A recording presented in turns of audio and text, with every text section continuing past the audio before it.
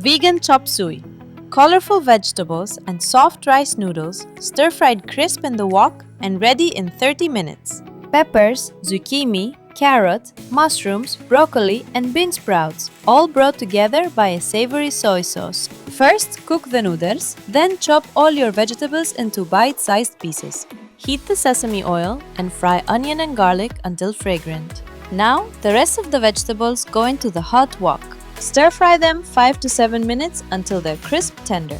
Pour in the sauce, then stir in the cornstarch until glossy. Right at the end, fold in the noodles and bean sprouts. Season with pepper and salt and serve it hot. It tastes like your favorite takeout, only fresher.